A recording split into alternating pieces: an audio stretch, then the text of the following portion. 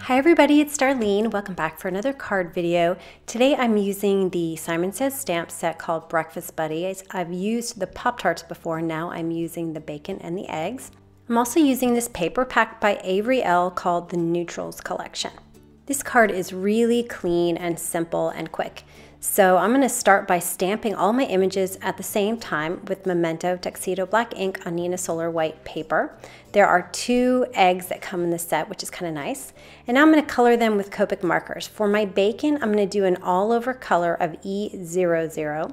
And then I'm going to go in with the E39 and where all the areas where the bacon is sort of bent toward the back, that's going to be a dark area from the front.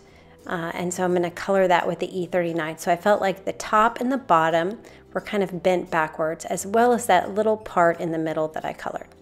Now I'll take my E13 and I'm going to color the lines of the E39 on, so every line that every border of the E39 I will cover. And I'm also going to connect the top one and the middle one on each side so that I don't have a full E00. And now I'm taking the E00 and going over the whole thing one more time. And then I decided that it was a little too light, so I took the E13 and brought that out a little closer over the E00, and then I blended it all out with that E00. All right, for my eggs, I'm going to do this with just 2 colors. I have Y15. I'm going to color kind of a semicircle on the left and then fill the rest in with the Y11. And then I'm going to do the same thing with the other egg. For the white parts of the egg, I want there to be just a little bit of shadow. So I'm going to take my C1, it's the lightest gray that I have, and I'm going to color a little bit along the left edge, not the whole edge, just parts of it, and then around the right side of the yolk. And then I'm taking my 0 colorless blender and I'm just going to color the edges of that so that so I don't have that hard edge. Same thing on this one, along the left edge and along the right side of the yolk, and then just blend that out with the 0. There are dies for this stamp set, but I don't have them, so I'm going to cut them out with a scissor. I cut a piece of that pattern paper to be 2 3/4 by 5 1/2, and I'm going to cover one edge of it with some ATG tape runner. I've also cut a black strip that's about 1/2 inch wide, and that way I can sort of figure out how much black I want to show sort of on the fly. So I'm just going to make sure it's even all the way across.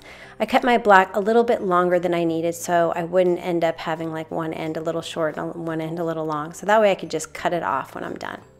And I just wanted a tiny, tiny little bit to show. And then I'll put some tape runner on the back of this panel and adhere it to the top portion of my folded A2 size card. Now I'm going to arrange my bacon and eggs, and I've actually reversed the bacon because I thought it looked better when they were kind of companions to the egg.